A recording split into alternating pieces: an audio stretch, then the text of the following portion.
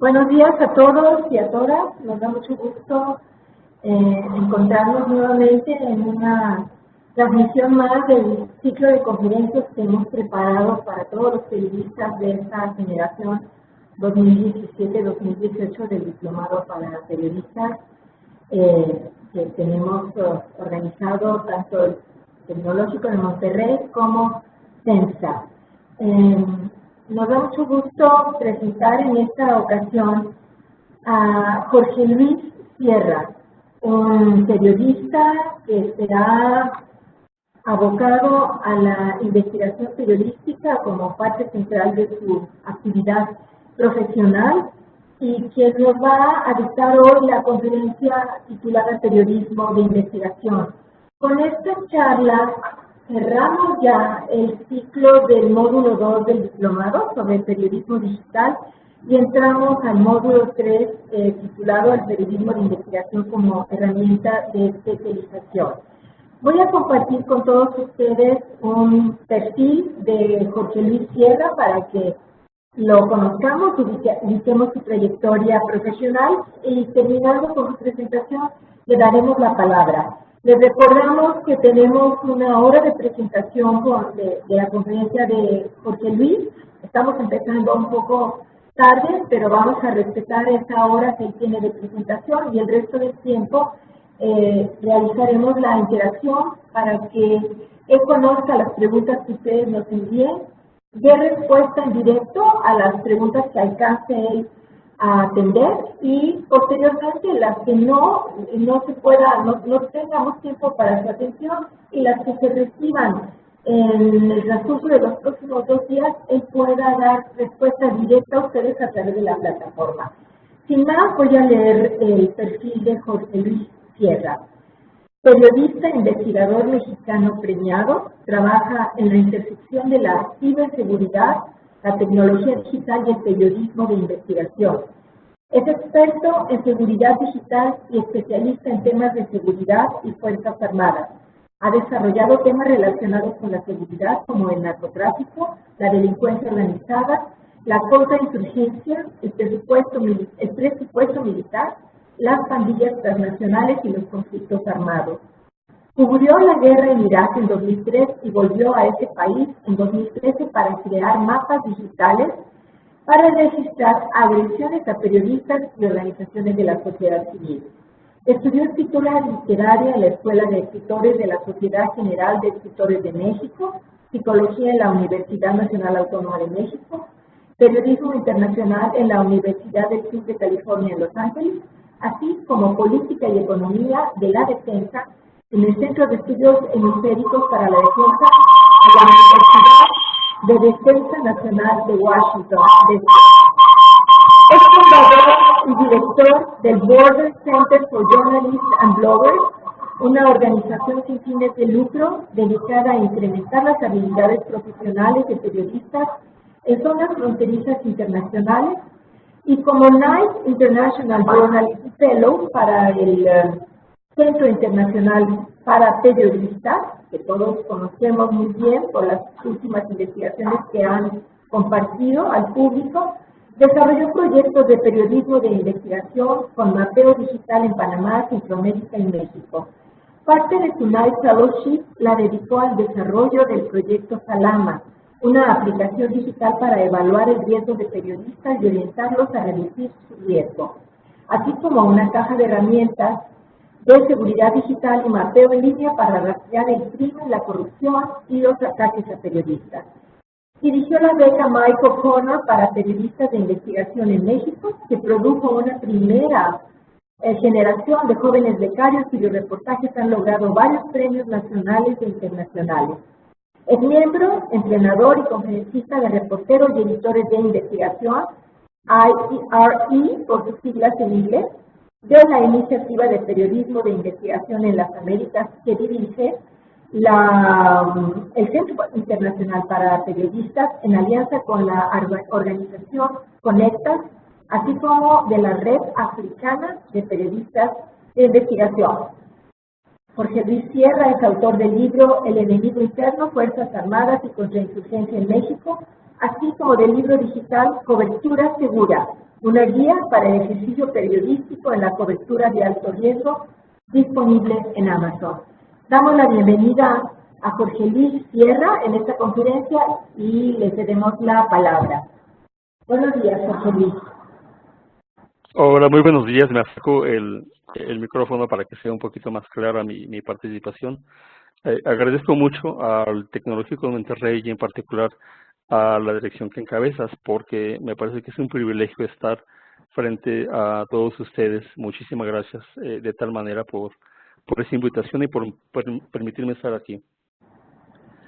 Bueno, yo he estado trabajando el periodismo de hace varias décadas y pienso que como periodista mexicano el periodismo siempre ha estado bajo una connotación de riesgo. Cuando yo empecé en 1984 a trabajar como periodista, pues ustedes recordarán, en ese año fue asesinado un notorio periodista de investigación mexicano que se llamaba Manuel Buendía en las calles de la Ciudad de México, y eso de alguna manera ha determinado el ejercicio de la profesión en este país. Lo mismo he observado que ha ocurrido en otros países de América Latina. Podría decir que he visto esa situación también en otras partes, en otros países del mundo.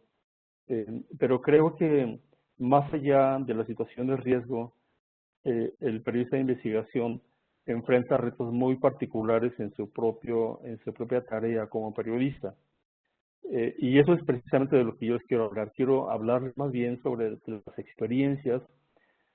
Si veríamos una parte que serían las definiciones actuales del periodismo de investigación, pero me interesa mucho más hablar sobre el ejercicio, cómo podemos nosotros hacer un periodismo de investigación en circunstancias adversas. Creo que eso es lo que a nosotros como periodistas en países como México, como Guatemala, Honduras, Nicaragua, El Salvador, Colombia, Argentina, Brasil, Buenos Aires, siempre es un periodismo complicado porque precisamente estamos en sociedades de desarrollo. Las democracias todavía no están consolidadas, hay golpes autoritarios, hay fraude, hay corrupción, hay, hay una colusión en algunas zonas de nuestros países entre autoridades y la delincuencia organizada. Entonces el periodismo en ese sentido es un periodismo complejo de investigar. He estado pensando en que quizá lo más importante que nosotros podríamos discutir, y cuando hablo de nosotros es que eso quisiera que eso fuera una charla, y que si alguien de pronto tiene una pregunta que considere que sea muy inmediato comprender, o que yo la responda para avanzar en el camino de la presentación, con todo gusto podríamos hacerlo. Si no, conservamos la hora que nos hayamos programado. Me parece que los métodos, fuentes y los retos que enfrentamos son los temas que hoy todo el mundo del periodismo de investigación está discutiendo actualmente. Por eso elegí esos temas.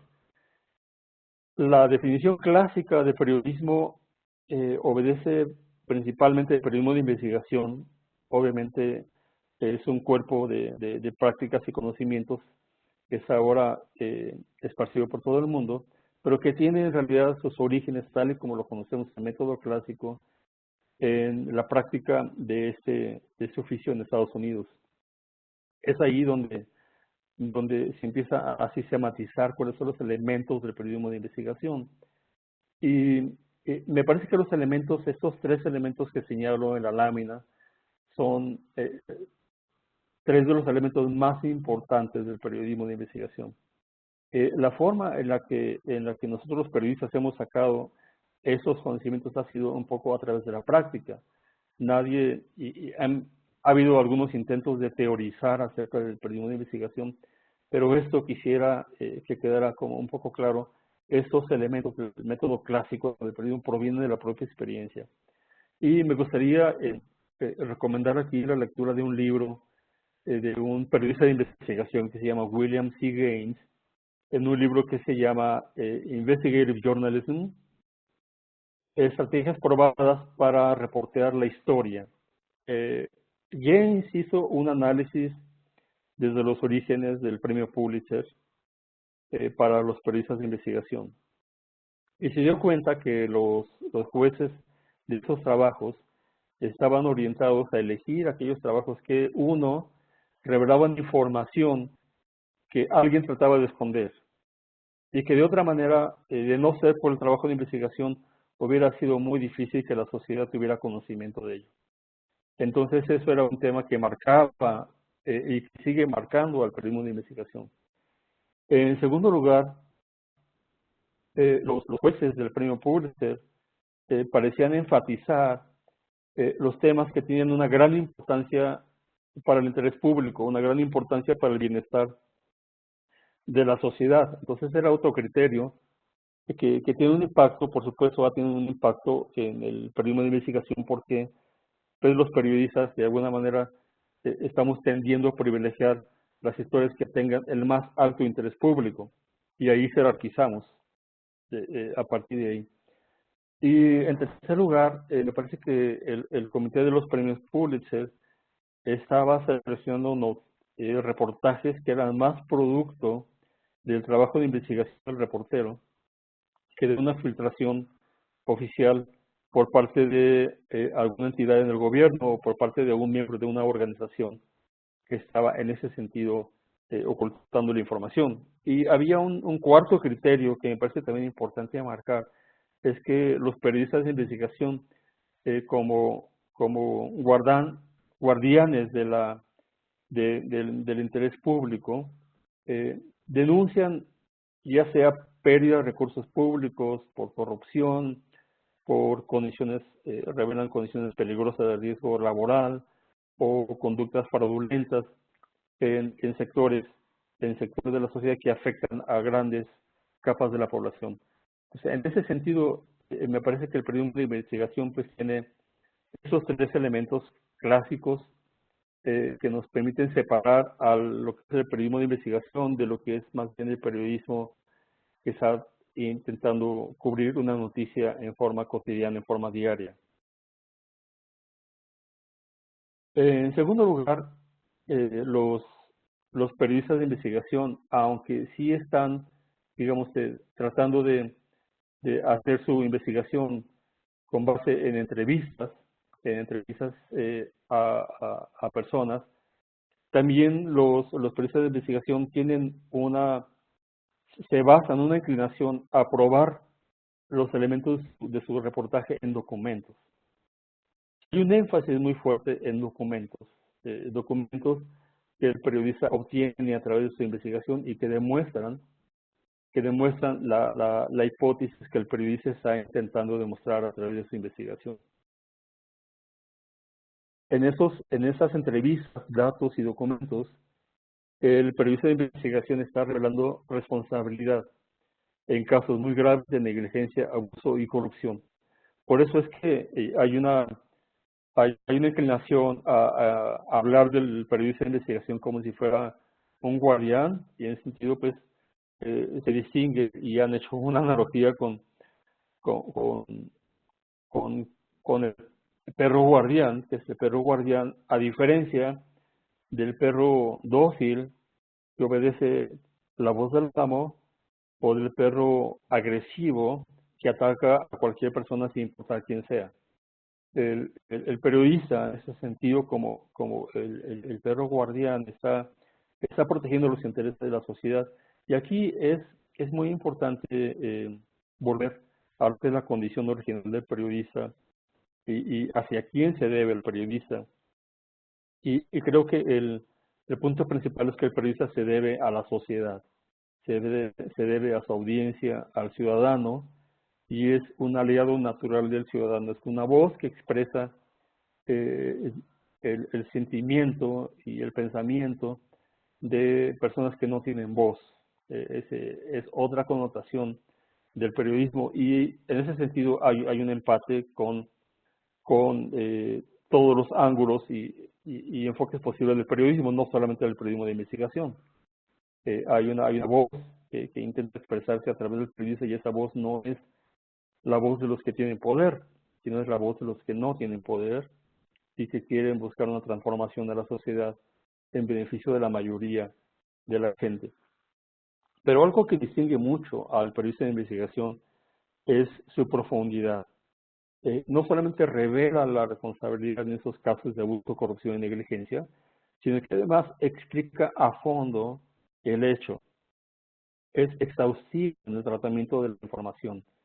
Eh, si ustedes recordarán a los reporteros que hicieron el reportaje de Watergate que terminó finalmente con la renuncia del presidente Richard Nixon,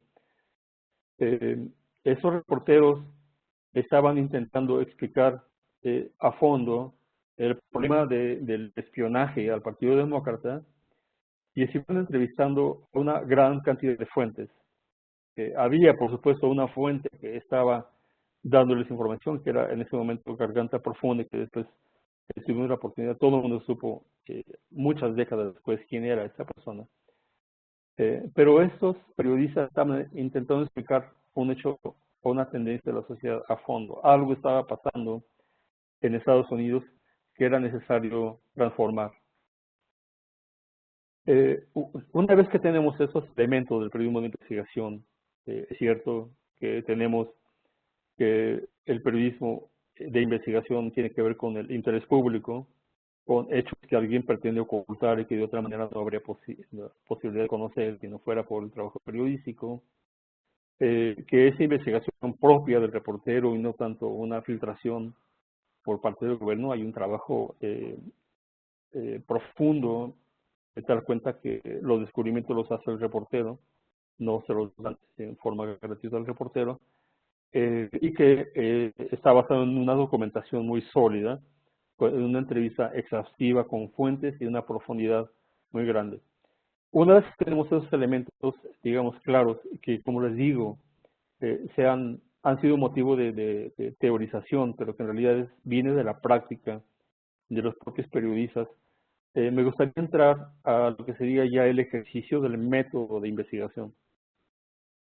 Y aquí tenemos como algo muy principal el punto de cómo los periodistas generan una hipótesis y cómo los periodistas investigan esa hipótesis. Eso es algo que me parece a mí fundamental. En realidad, la hipótesis o la elaboración de la hipótesis es es el tema fundamental, ¿no? Si el periodista logra elaborar una hipótesis que junta todos los elementos del periodismo de investigación, el periodista abreva tiempo, permite que la hipótesis guíe su investigación, permite que en realidad el periodista busque constatar en sus entrevistas con fuentes y en la lectura de documentos, constatar lo que ese periodista ha advertido, esa tendencia que el periodista ha advertido.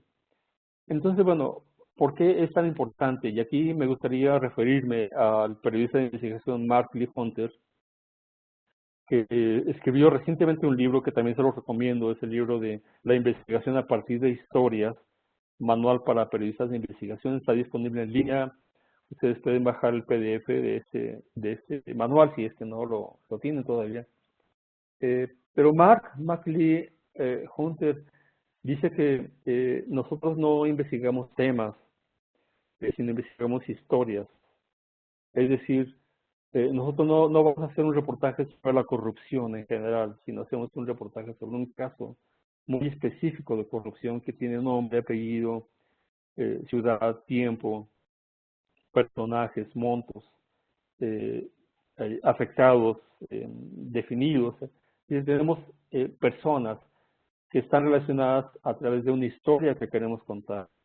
Entonces, al momento en que los periodistas están eligiendo historias particulares, también están eligiendo una hipótesis, porque la historia que han elegido investigar aún no está corroborada. Es necesario corroborarla mediante la investigación. Entonces, por esa razón es que es muy importante formular la hipótesis, y la hipótesis, al momento de establecerla, nos ayuda a que primero tengamos mucho más probabilidad de que la historia sea realizada. Es mucho más factible que el editor acepte nuestra hipótesis y nos permita hacer esa investigación. Y también es mucho más fácil lograr los resultados mínimos y máximos, es decir, aquello que nosotros entendemos como eh, la historia mínima y la historia máxima que podemos alcanzar al momento de plantear nuestra investigación. Una hipótesis, al presentar al editor, ya lleva de por sí una investigación previa. Eso ha sido muy importante.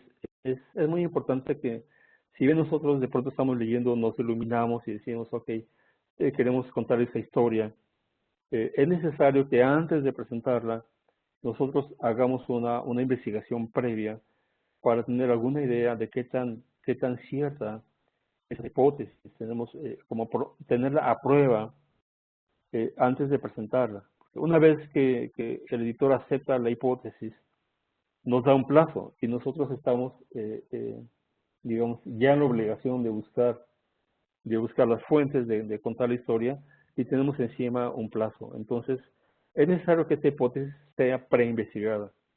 La hipótesis como tal no puede ser la historia completa, tiene que ser sintetizada en 3 párrafos. Tenemos que contar con la habilidad de resumir nuestra historia y contarla en 3 párrafos máximo. Si la podemos contar en un párrafo, eso quiere decir que tenemos muy clara la historia. Si nosotros somos editores y nos llega una propuesta de un reportero o reportera que quiera hacer una investigación, nos presentan hipótesis, pero la hipótesis no está clara y el periodista necesita hablar sobre la hipótesis y se lleva 15, 20 minutos hablando de la hipótesis, eso quiere decir que la hipótesis todavía no está clara, que hace falta una investigación mayor antes de presentarla a la redacción. Y lo mismo para un periodista freelance, sobre todo para los freelancers, que tenemos nosotros la disyuntiva de que hay que lograr a las empresas que nos acepten nuestra idea de historia, porque eso depende de nuestro propio sustento, nuestro trabajo. Entonces sí, es muy importante que dediquemos el tiempo a la preinvestigación. También puede ser que la hipótesis no sea nuestra, que la hipótesis sea producto de la reflexión de otras personas, pero que nadie ha tenido ni las capacidades, ni los contactos, ni las habilidades para poder investigar esa hipótesis. Entonces, es importante también saber eso, ¿no? Que puede ser una hipótesis de producto de otra persona. Y en ese sentido es válida porque siempre y cuando seamos transparentes al momento de hacer la investigación y de plasmarla en el medio a través del cual lo vamos a publicar, ser transparentes y decir que esa hipótesis proviene de tal fuente. Entonces, si es así, nosotros sí estamos, digamos, con la habilidad, tanto profesional como moral, de empezar a trabajar esa hipótesis.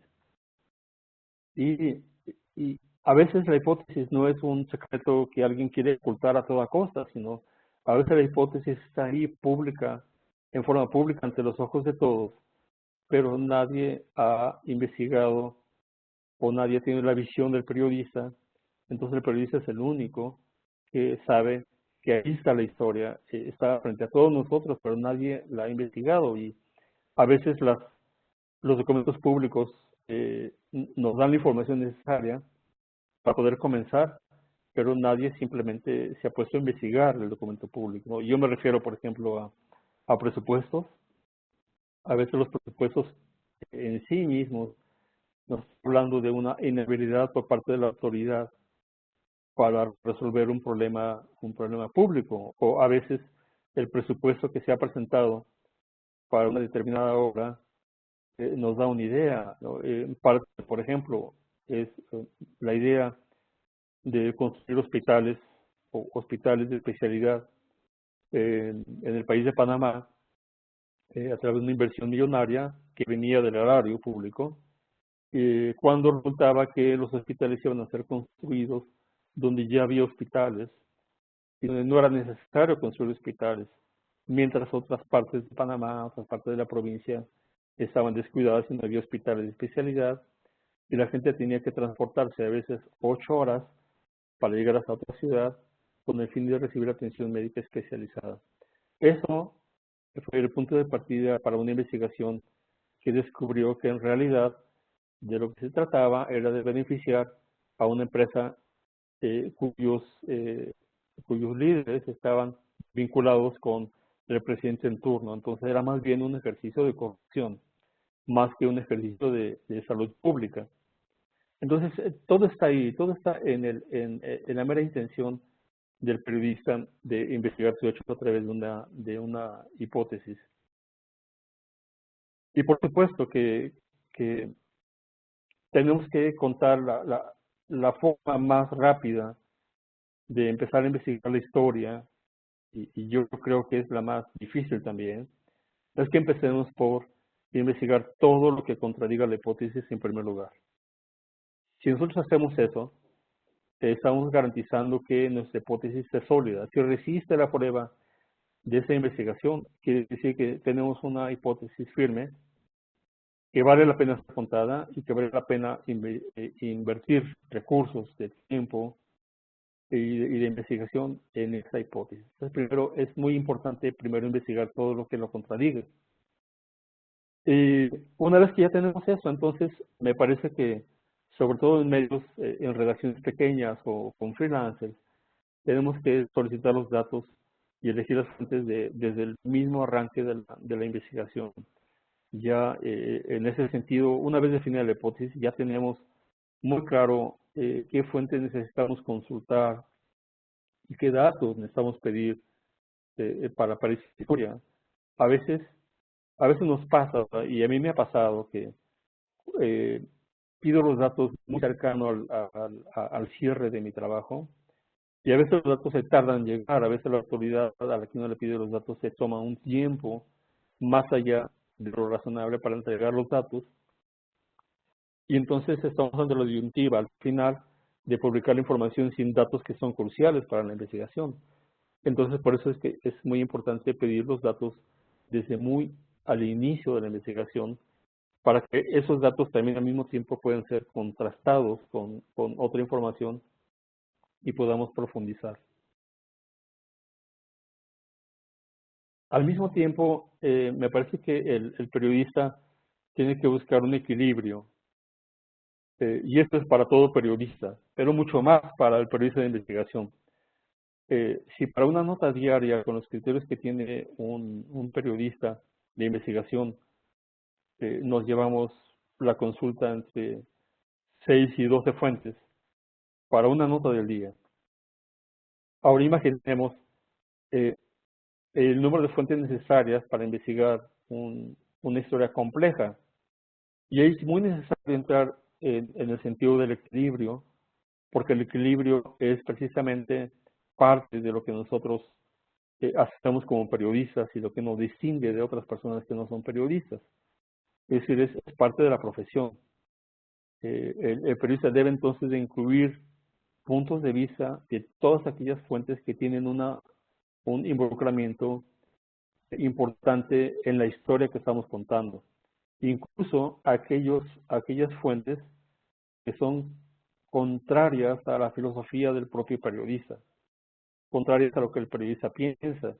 Y aquí, digamos, podríamos hablar un poco rápidamente, porque me parece que es un tema extenso, pero que podríamos de todas maneras apuntar en el sentido de que la objetividad del periodista prácticamente no existe si el periodista no aplica un criterio de verificación, es decir, no aplica un criterio profesional de verificación. Porque nosotros como periodistas pues somos también personas con historia, personas con creencias, personas con filias, con fobias, y eso contamina nuestra propia investigación. Entonces nuestras investigaciones no son en ese sentido puras, 100% objetivas, entre comillas, pero es necesario que aún los propios datos y la propia información que contradigan nuestra forma de pensar, que contradigan nuestro sentimiento o nuestras ideas, sean debidamente verificadas, primero sean incluidas como parte de la investigación, y que todo sea verificado, aún lo que va en contra y a favor de su punto de vista. Todo tiene que pasar entonces por una verificación sólida, una verificación que realmente tenga una solidez en cada dato, en cada nombre, en cada lugar, etcétera. Entonces, en ese sentido, estas características de la investigación son lo que le dan el centro, la esencia de lo que el periodista hace. El equilibrio en la historia no solamente ayuda para que la historia sea más fuerte y para que el periodista tenga mayor credibilidad, sino que además disminuye el riesgo de una demanda legal por difamación. Y bueno, aquí entramos en los terrenos de la postpublicación. A veces el periodista es agredido en medio de la investigación, porque en la medida en que vamos consultando fuentes y las fuentes se van enterando de lo que estamos haciendo, en esa medida ya las fuentes, sobre todo las que están involucradas con un tema de corrupción o de mal manejo o negligencia, entienden que el periodista está investigando algo que ellos no quieren que se publique y algo que no conviene a sus intereses. Entonces, en ese sentido, el periodista está bajo riesgo todo el tiempo y es necesario pensar que la verificación es el primer escudo de nuestro trabajo. Segundo, el balance es otro escudo, porque nosotros podemos argumentar y demostrar con hechos, en grabaciones, en apuntes, que nosotros hicimos todo el esfuerzo posible por investigar a la parte contraria de la hipótesis. Y eso tenemos que demostrarlo, y además de demostrarlo, tenemos que expresarlo en el texto o en la investigación radiofónica, para televisión o multimedia o cualquier tipo de conducto que desahogue nuestra historia. La documentación tiene que preservarse. Algunos recomiendan que las libretas de apuntes se preserven por 6 meses, por 1 año o 2 años, porque siempre las demandas por difamación pueden ocurrir tiempo después de que la investigación ha sido publicada. Entonces, no siempre es realmente una buena idea deshacerse de las libretas. Hay que estarlas guardando, los archivos en la computadora, hay que guardarlos, almacenarlos, hay que protegerlos, hay que encriptarlos para que todo eso quede debidamente resguardado, debidamente protegido. Acuérdense que todo aquel apunte electrónico o físico es una evidencia en el reportaje de investigación y puede ser solicitada por una corte si es que vamos a juicio.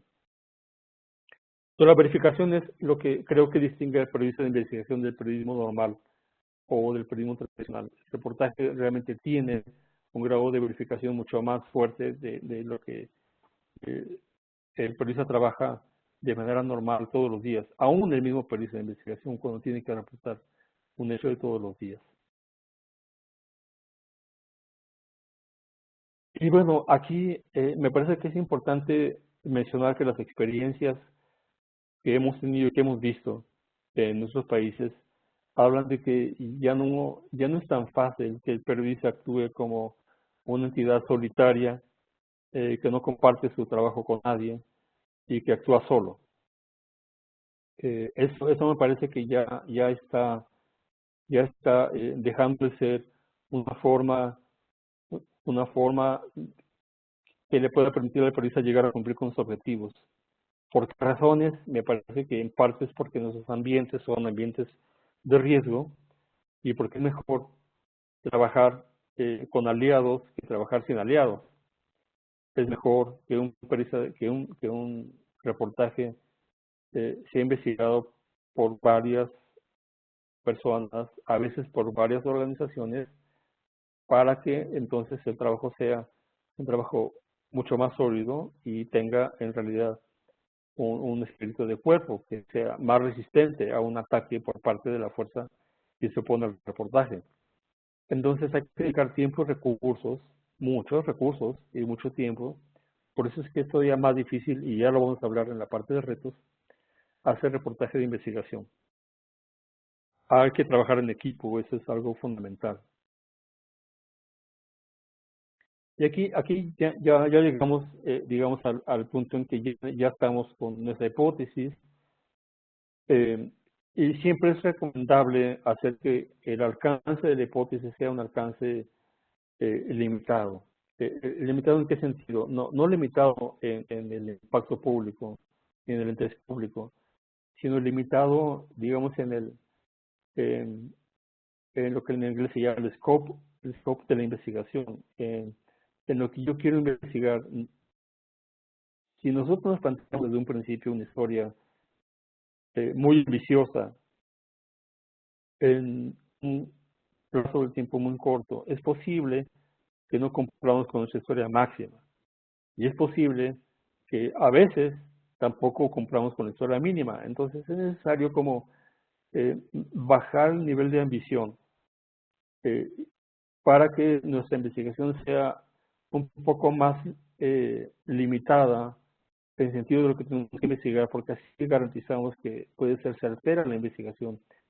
Y no olvidemos que el periodismo de investigación no es una gran historia publicada, un gran reportaje de un spread en un periódico o un programa de una hora en la televisión o una serie, sino que el periodismo de investigación es algo permanente y la hipótesis está investigando y reinvestigando y reinvestigando.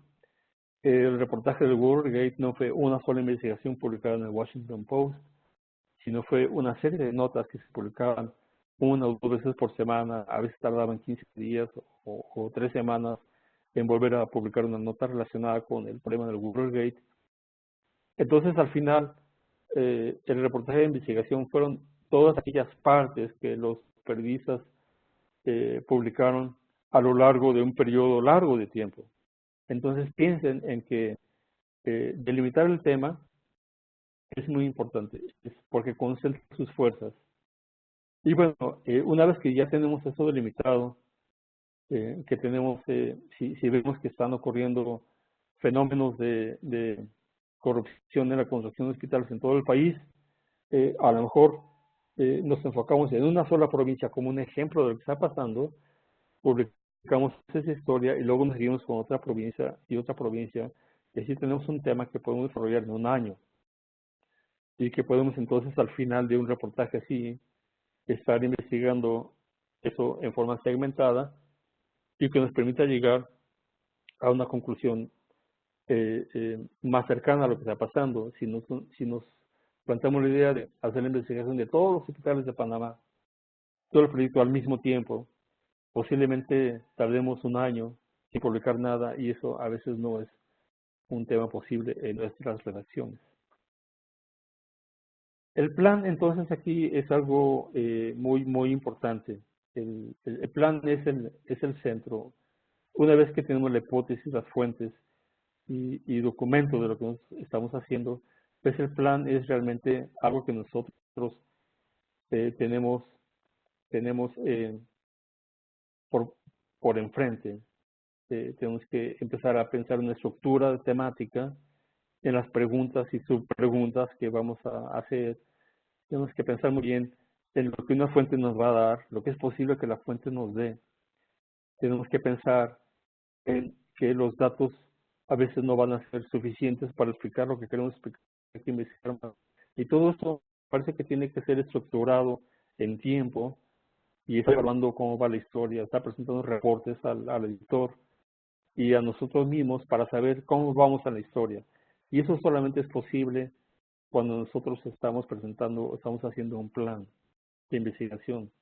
Todos los puntos están muy entrelazados, entonces estamos eh, investigando, como les digo, y les recuerdo, investigando, digamos, en forma muy sintética, investigando lo que niega la hipótesis, y estamos incluyendo a todas las fuentes hasta investigar de manera exhaustiva el punto que queremos investigar. Entonces, es muy importante que para eso en la preinvestigación hayamos visto si realmente hay un periodista que ha investigado el tema y ver hasta dónde ha investigado ese tema, qué es lo que falta de cubrir. Si el reportero se quedó, digamos, a la mitad, muchas historias han tenido ya una publicación previa por otro periodista y lo que hace el segundo periodista es que lo investiga mucho más a fondo.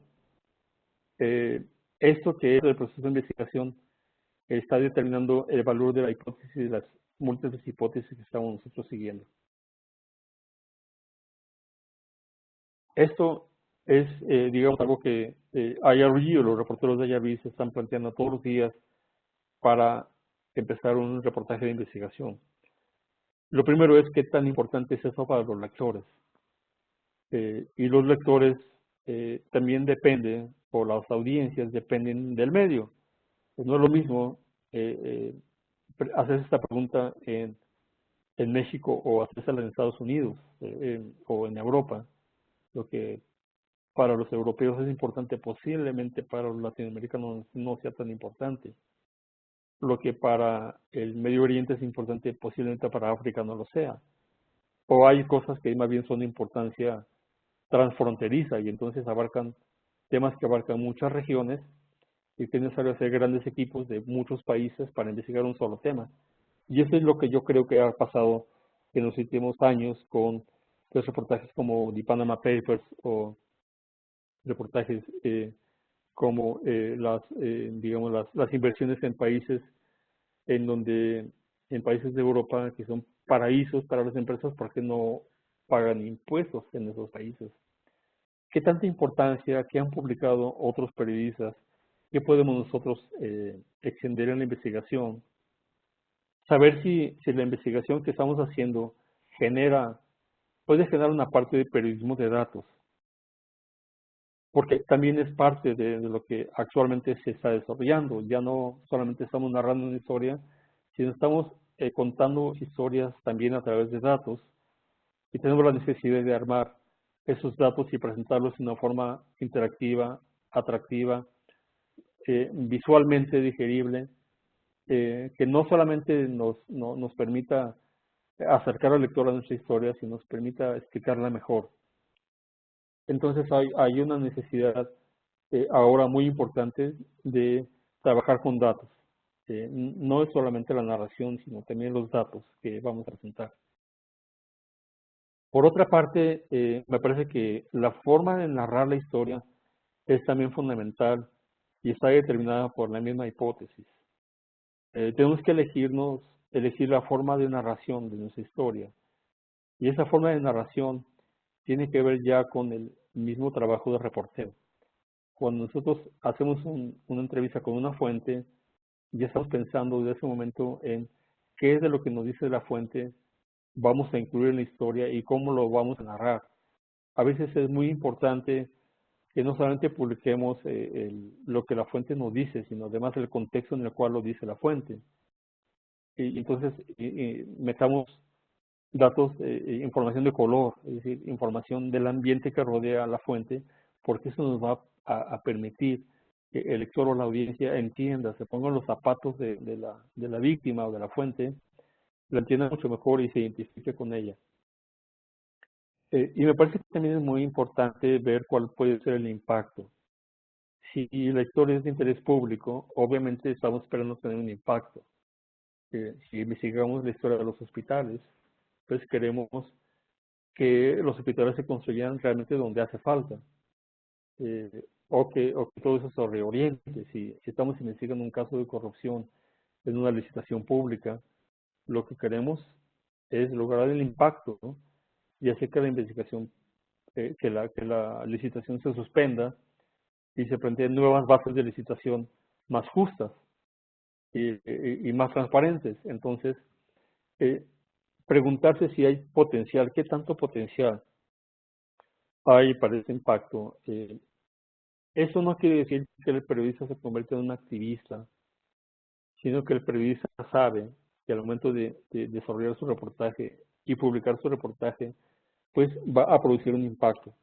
Es muy importante que realmente el impacto sea evaluado, porque también eso puede tener consecuencias benéficas para la sociedad, benéficas para el reportero, o pueden ocurrir que le llevamos un beneficio a la comunidad, pero nos hacemos enemigos, y a veces los enemigos que vamos teniendo en el camino pues son muchos, son grandes, son fuertes, entonces es necesario que nosotros y entremos en una parte de protección, de pensar en la seguridad como parte de nuestra investigación, como desarrollar una cultura de seguridad en nuestra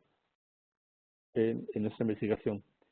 Cuando estamos en el periodo de desarrollarla, aquí la sugerencia es que tengamos 2, 3 compañeros de trabajo o colegas de mucha confianza de nosotros y presentarles la historia, y que ellos juzguen nuestra historia antes de que sea publicada.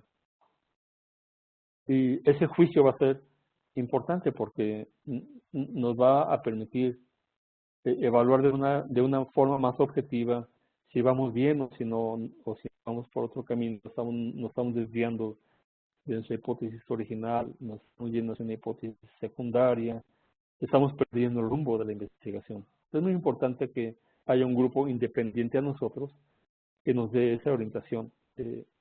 A veces es suficiente con el editor, si el editor tiene experiencia.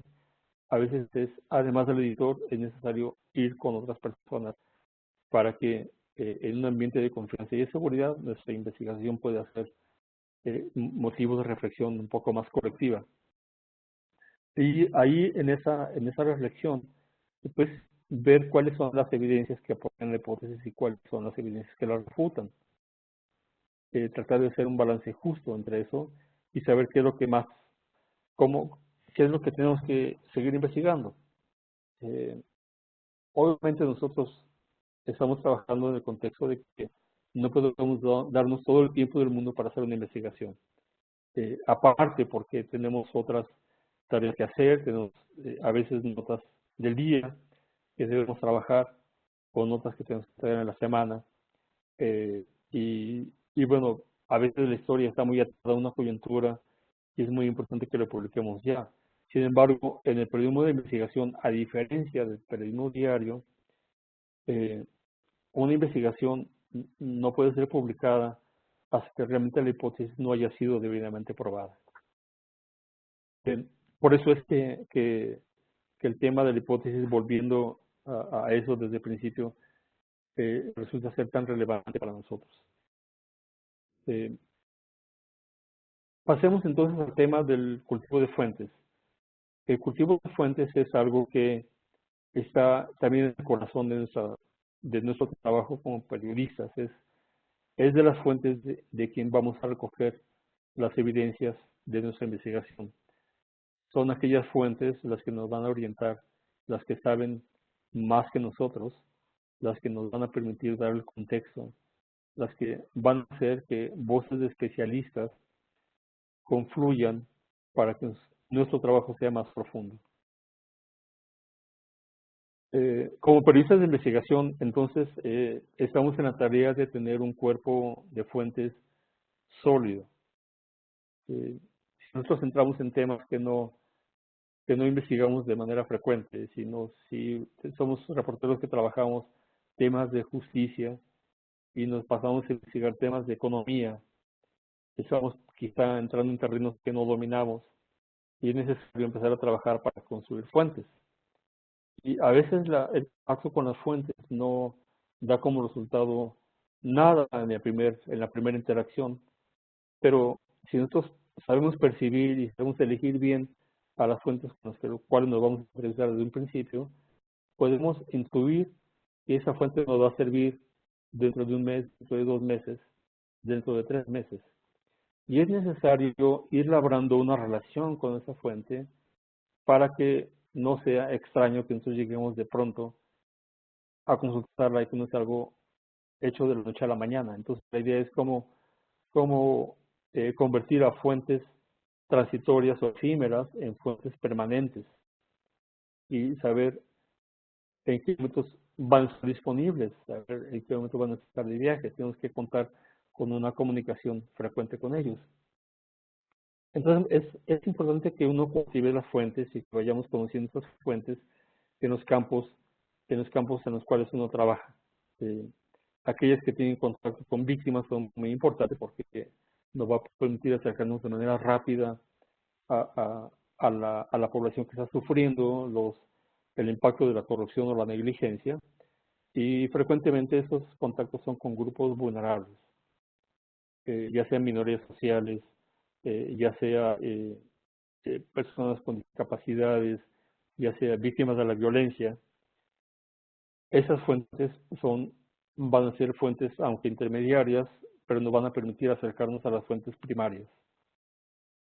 Y por otra parte también me parece que hay una práctica de acercarse a personas tan vinculadas con las fuentes o que están separadas de las fuentes porque siempre tienen información que darnos. Y hay que cultivar también a gente que está criticando, compitiendo o que fueron empleados de las fuentes que tenemos, porque ellos pueden saber un poco más acerca de la fuente que estamos investigando. Y al mismo tiempo, pues eso incluye a especialistas. Normalmente los especialistas pues son personas que tienen un grado de estudios eh, eh, largo, detenido, concienzudo, especializado en un tema particular. Estamos hablando en el caso de los temas de justicia, pues con abogados fiscales, jueces, que nos pueden orientar. Si estamos investigando también casos de corrupción, bueno, tenemos que tener una buena relación con actuarios, con contadores, con gente que sabe manejar el tema de las finanzas y que nos pueden ayudar para estar evaluando el ejercicio de los fondos públicos, cómo están operando los fondos públicos, de una buena manera, de una mala manera, están yendo a parar al bolsillo de los funcionarios públicos o no. Entonces ellos son los que nos van a estar guiando en la investigación y pueden ayudarnos a que las pruebas documentales de la hipótesis sean encontradas de una forma más rápida. Aquí me parece que es muy importante mencionar que así como nosotros estamos tratando de hacer que fuentes efímeras o transitorias relevantes sean cultivadas para convertirse en fuentes permanentes para el periodista, también debemos ser conscientes que las fuentes pueden ser humanas o documentales. Y yo les voy a hablar en estos momentos más de las fuentes humanas. Aquí yo distingo, y creo que casi todos los periodistas distinguen, entre fuentes cerradas que no tienen permiso para hablar con nosotros y fuentes abiertas, personas que no tienen el temor de sufrir un daño si es que hablan con nosotros y nos proveen información. Pero una fuente cerrada sí puede ser dañada si, si quién sabe que nos está dando información delicada o información confidencial, porque esas personas normalmente no están autorizadas a hablar con nosotros. Y como yo menciono en esta lámina, pues son personas que están normalmente en puestos claves de gobierno de organizaciones. Si no son militares, son gerentes de compañías privadas o son agentes de inteligencia o incluso, en algunos casos, son miembros de grupos criminales. Esa gente puede tener un daño cuando hable con nosotros y también nosotros podemos. Entonces hay un tema por ahí también de seguridad. Perdón. El tema de las fuentes abiertas pues es distinto, porque yo creo que eso está ahí. El problema que pasa con muchos de nosotros es que siempre, claro, es muy atractivo incluir las voces y los documentos y los datos de fuentes cerradas, porque habla eso bien de un reportero o reportera que logró conseguirlas, pero a veces la información pública o las fuentes abiertas tienen la información suficiente como para que una hipótesis sea comprobable y podemos avanzar de una manera más rápida. Entonces hay que agotar las fuentes. Hay muchas fuentes públicas que no conocemos, que es necesario que nos agotemos en nuestra investigación. Muchas historias pueden ser contadas a partir de ahí.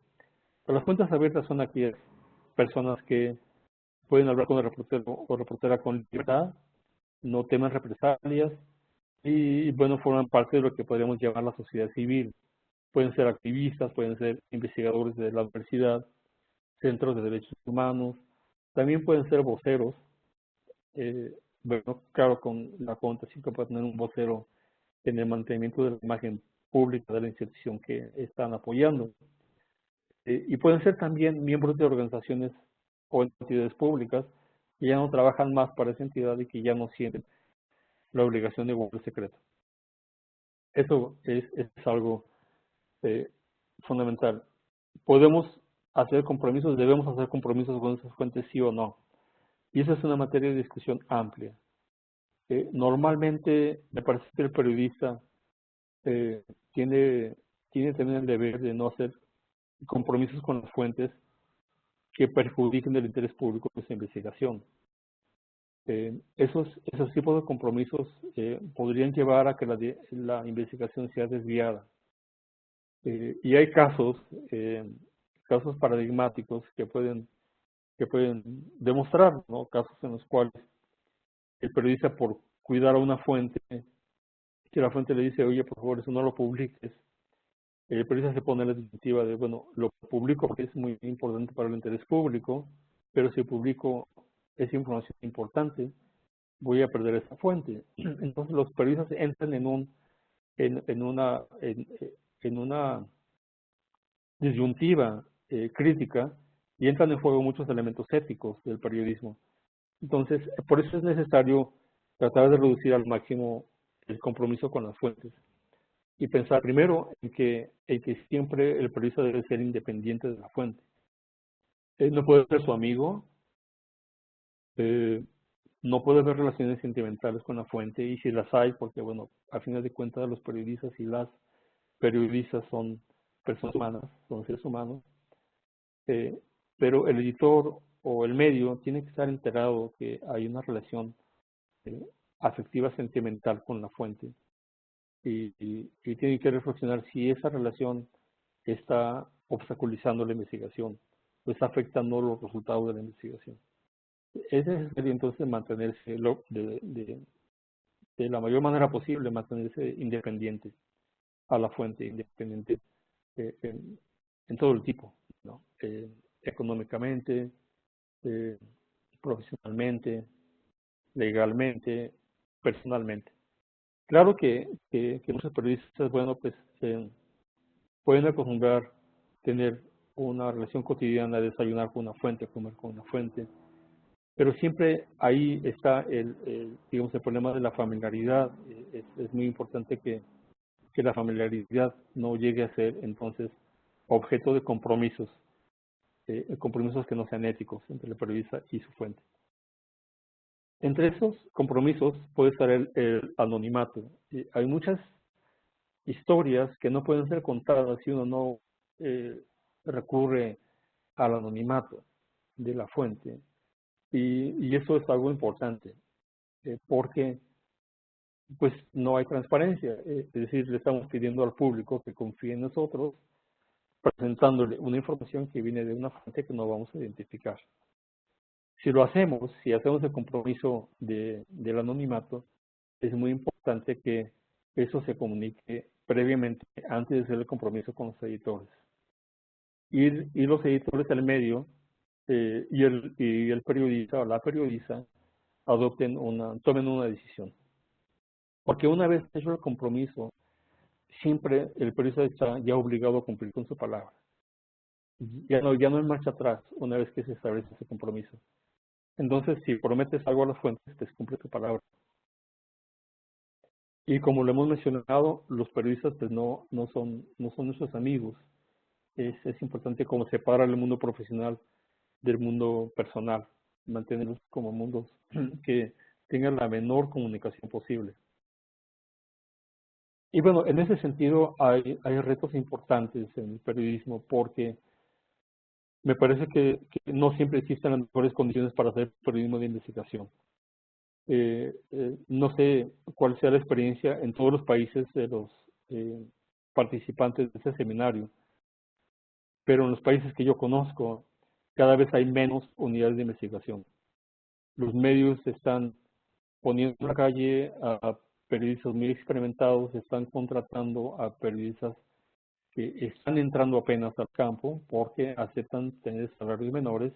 Son los reporteros y reporteras que tienen más experiencia, y muchas veces son los periodistas de investigación ahí, pues están saliendo de medios tradicionales. Entonces está habiendo todo un proceso de reagrupamiento de los periodistas de investigación en entidades que no tienen el fin de lucro, medios sin fines de lucro, que están ahorita trabajando en forma muy decidida en el periodismo de investigación. Entonces eso es una tendencia, Claro que esos grupos tienen el reto de la sostenibilidad, porque obviamente son enteramente independientes, muchas veces no viven de la publicidad gubernamental como viven los medios tradicionales, y tienen enfrente de sí tienen un futuro un poco incierto.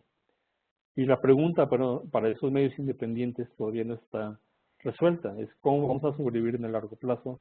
Eso todavía no está debidamente respondido, hay todo un debate de las formas, saber si al momento de estar ya operando como una entidad propia, qué hacer los periodistas, acaso van a conseguir publicidad, como ocurría en las empresas tradicionales, que los reporteros y reporteras eran obligados a pedir publicidad y había ahí un conflicto de interés.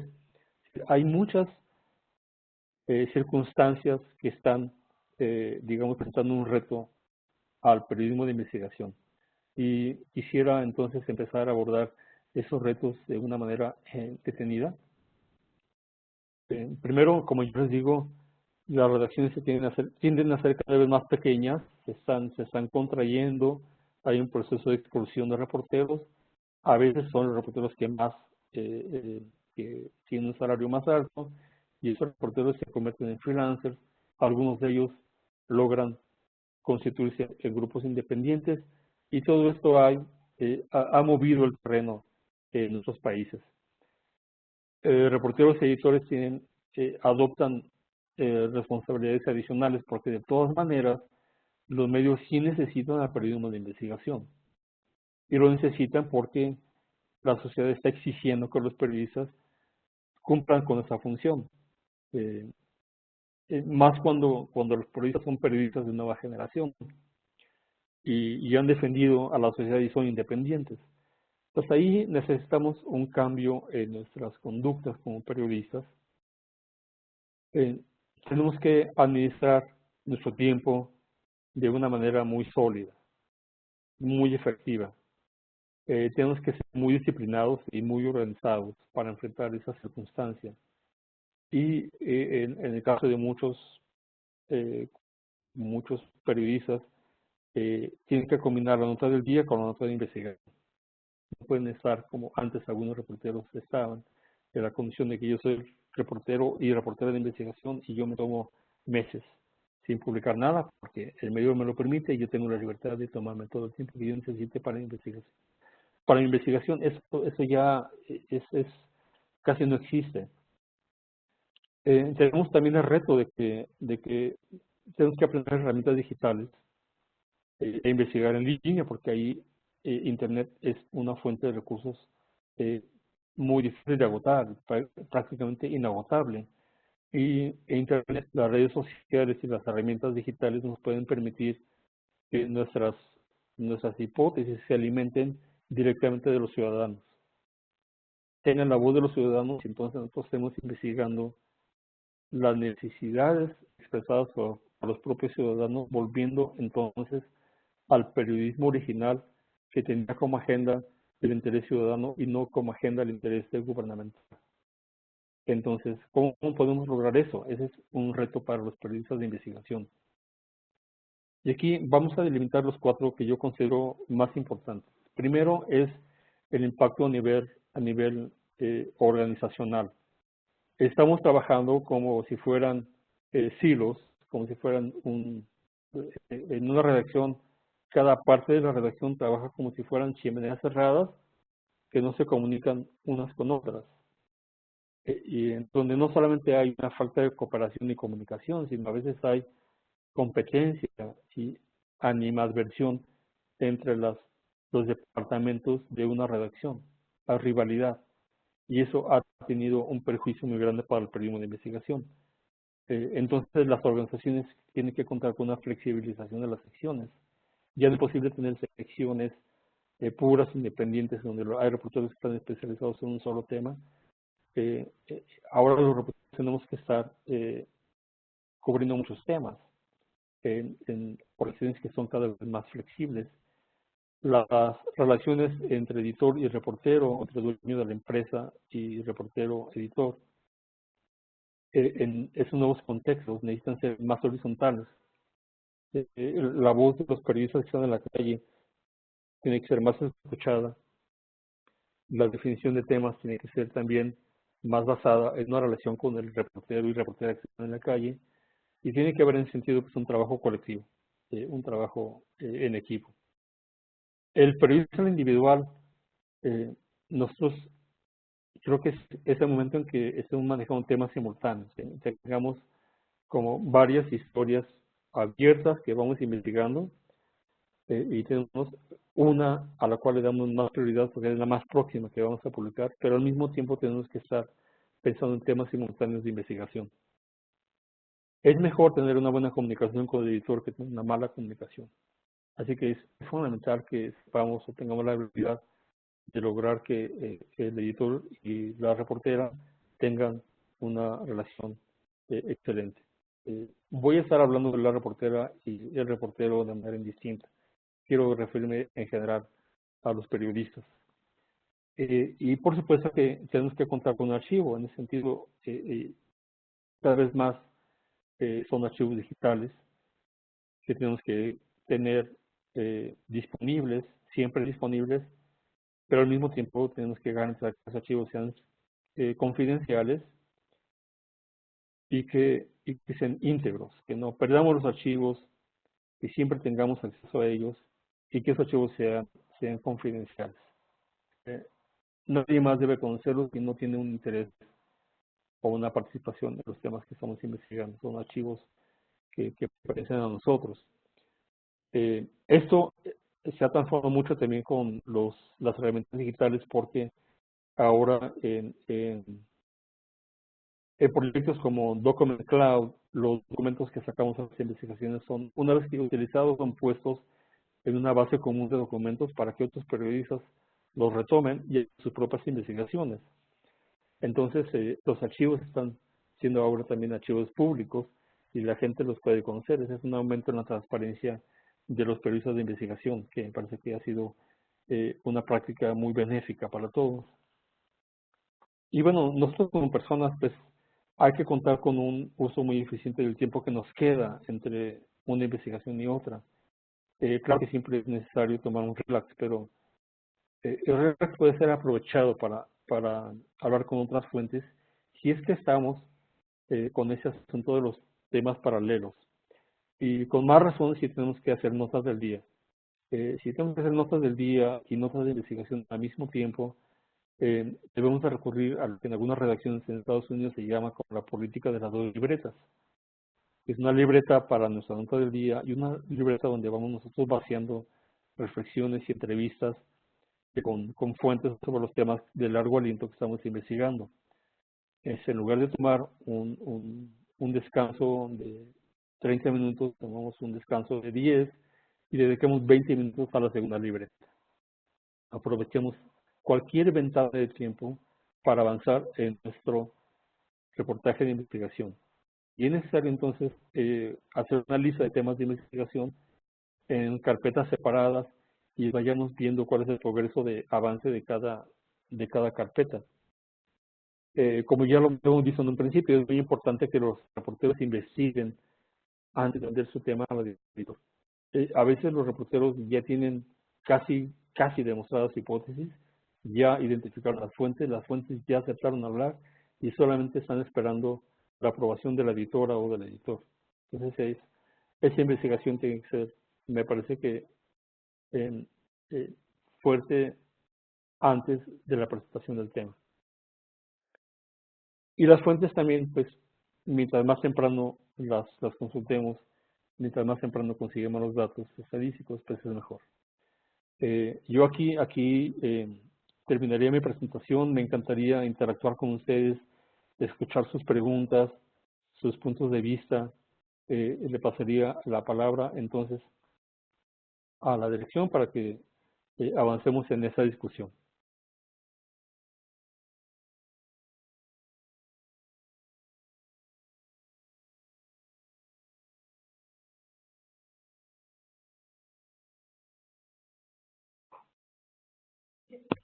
Bueno, Jorge Luis, muchísimas gracias por tu intervención tan al detalle y tan didáctica.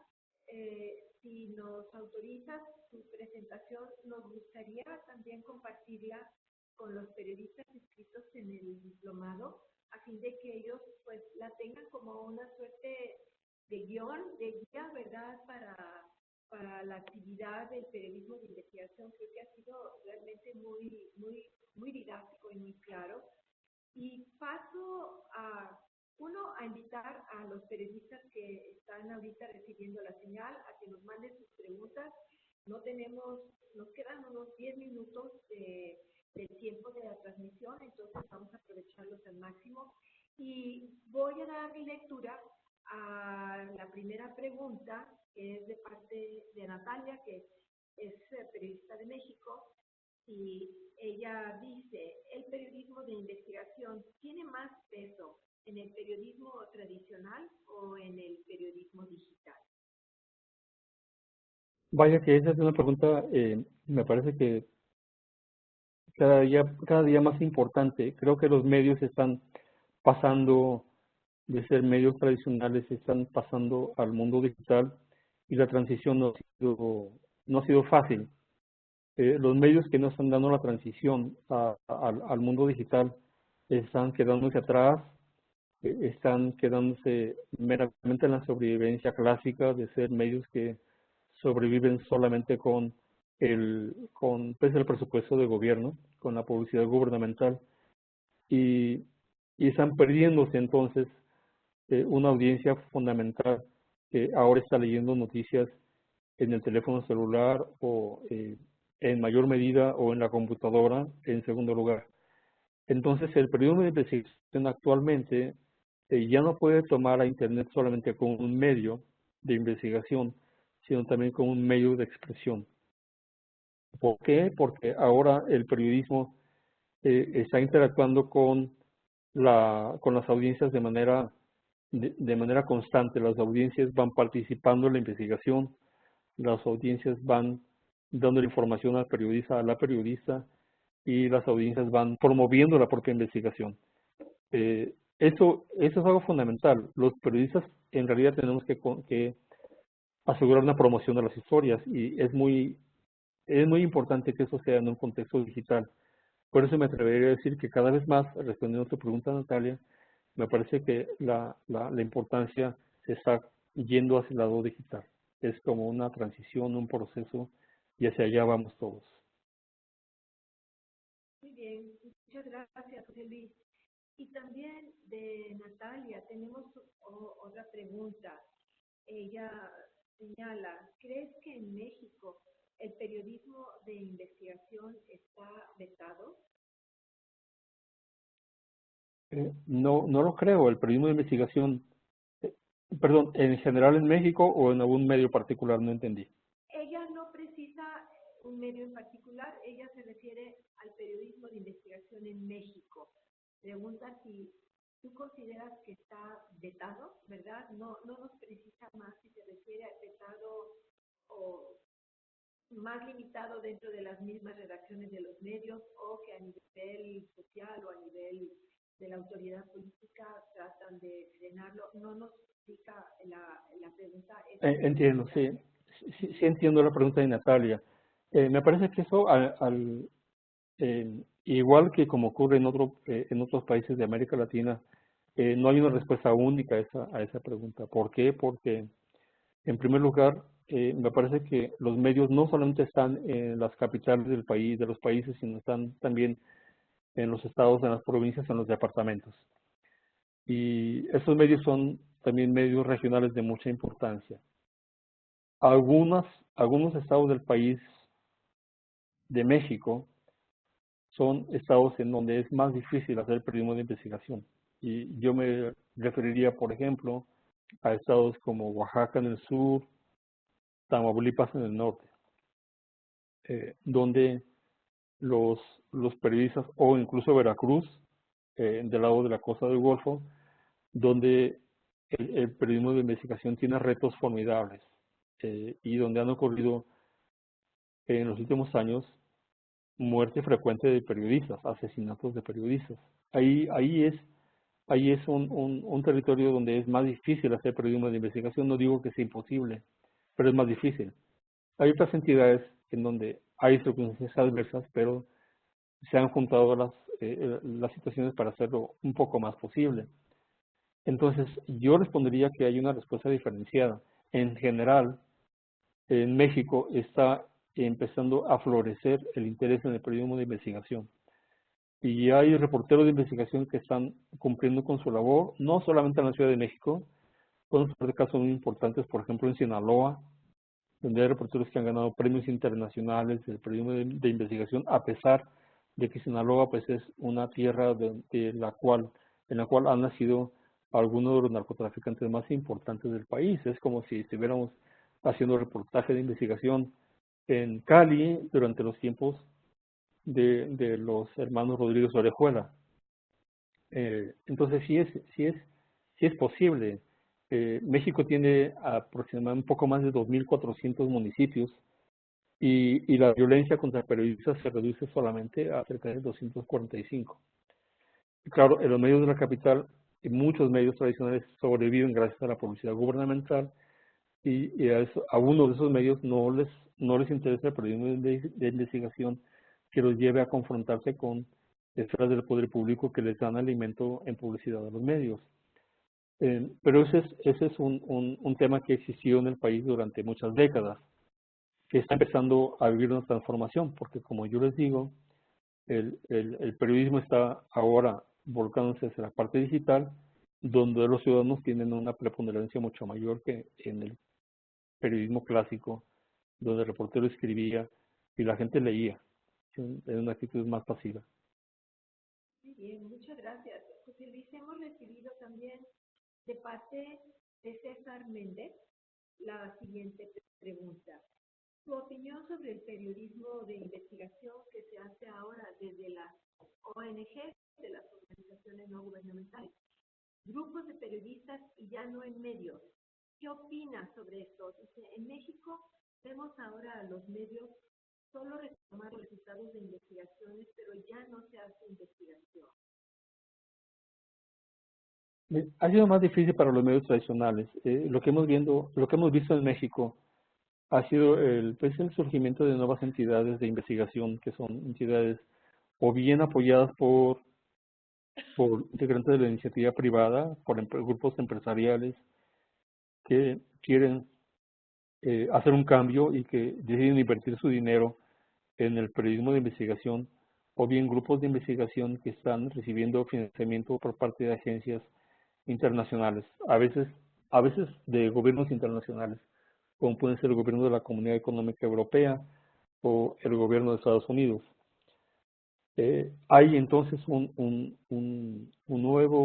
un surgimiento de grupos que no son solamente grupos sin fines de lucro, también hay empresas privadas de periodistas, pero que son pequeñas empresas o pequeñas organizaciones que están ahorita, como yo les decía, tratando de sobrevivir.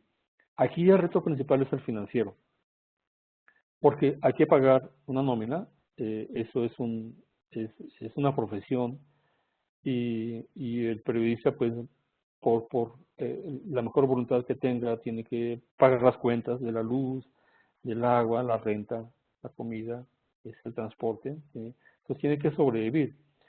Claro, el periodismo va a ser muy difícil que brinde una vida plena económicamente al periodista, pero el periodista al menos tiene la necesidad de satisfacer sus necesidades más elementales como persona y como profesionista. Ese es el reto para esas organizaciones. Yo pienso que hay unas capacidades enormes porque, como les digo, muchos periodistas experimentados están yendo a esas organizaciones, pero ahora la pregunta es de qué van a sobrevivir y cómo van a sobrevivir. Entonces, estamos en la necesidad de poder reunir el periodismo de investigación con el tema de la sostenibilidad.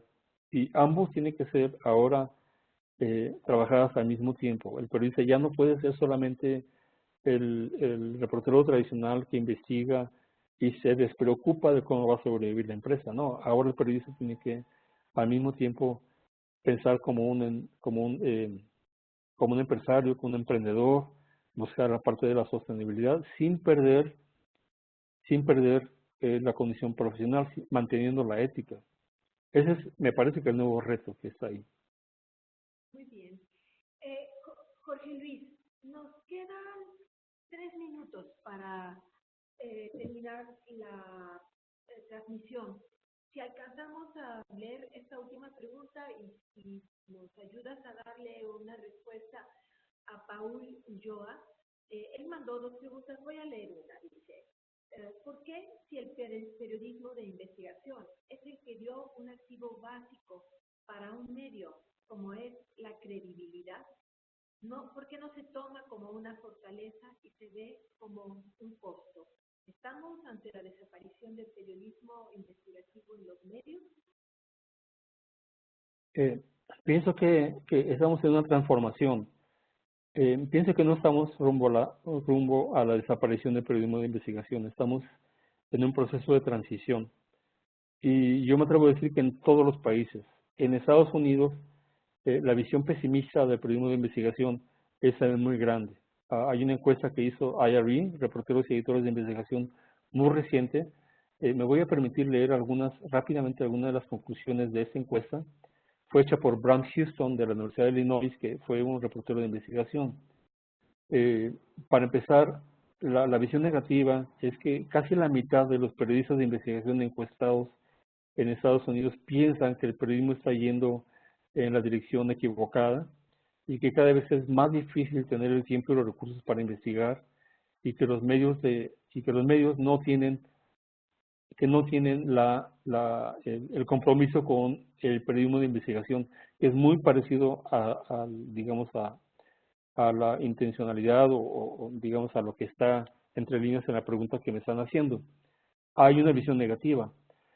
Pero por otra parte, hay un punto de vista positivo. También cerca del 50% de los periodistas de investigación entrevistados en Estados Unidos, en donde hay un mayor compromiso con la investigación que en sus propios medios, que en sus propias redacciones, y de manera muy notable las organizaciones de periodistas sin fines de lucro, que en la mayor parte de los casos son refugiados de las redacciones con fines de lucro, han encontrado de alguna manera la forma de reportear de manera independiente.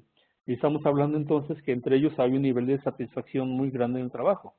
50% de ellos que dicen que están muy satisfechos con su trabajo contra el 37% que trabaja para los medios tradicionales. Yo creo que algo muy similar, lamentablemente no hay una entrevista así, una encuesta así en nuestros países. Pienso que es algo que debiéramos de hacer, pero esa es la situación. Un periodista que pasa a las filas de los grupos independientes sin fines de lucro puede tener más probabilidades de sentirse más satisfecho con su tarea de periodismo de investigación, pero enfrenta el reto de la sostenibilidad. Entonces, ahí la situación, estamos en un periodo de mucho cambio. Pienso que estamos en un periodo de transición. Yo lo veo de manera positiva. Y pienso que tenemos que trabajar mucho para incrementar nuestras capacidades y estar preparados para enfrentar esos retos. Muy bien, excelente tu intervención y las preguntas que nos han enviado los periodistas que se han conectado. Quedan algunas, las tenemos pendientes de subirlas a la plataforma para que posteriormente al cierre de esta transmisión tú te puedas conectar a lo largo de los próximos 2 días con ellos y dar respuesta a sus inquietudes y, como decía al inicio de esta transmisión, las que también nos vayan a seguir enviando a lo largo de este espacio de tiempo. Jorge Luis, te queremos agradecer encarecidamente tu tiempo, tu intervención, el haberte involucrado con el diplomado. Esta es una experiencia muy enriquecedora para los periodistas que están participando en él y para todo el equipo que estamos al frente de este esfuerzo, que no soy yo nada más, es un equipo con mucha experiencia, muy rico. A ellos les quiero dar las gracias nuevamente. Siempre lo hacemos en estas oportunidades, a Laura Ruiz, a Karina, a Ricardo, de Yanira, ¿verdad? Entonces, vamos a cerrar la transmisión. Les queremos recordar a los periodistas que nuestro receso de diciembre inicia el 18 de diciembre y volvemos a conectarnos el día 3 de enero, aunque ellos van a tener abierta la plataforma tecnológica para que puedan tener acceso a los módulos, a la información, y que también hay una actividad que entregar a principios de nuestro retorno en enero. Entonces, nos despedimos, Jorge Luis. Yo voy a mantenerme en contacto a continuación contigo para ver todo lo de la conexión con la plataforma tecnológica para que puedas platicar con los, no platicar, responder a los periodistas las preguntas que se sigan recibiendo. Muchas gracias, que tengas un excelente día y esperamos seguir en contacto contigo. Claro que sí, muchas gracias. Feliz Navidad y Año Nuevo. Feliz Navidad a ti también, y feliz Navidad y muy feliz año a todos los periodistas del diplomado. Buenos días a todos. Hasta luego. Hasta luego.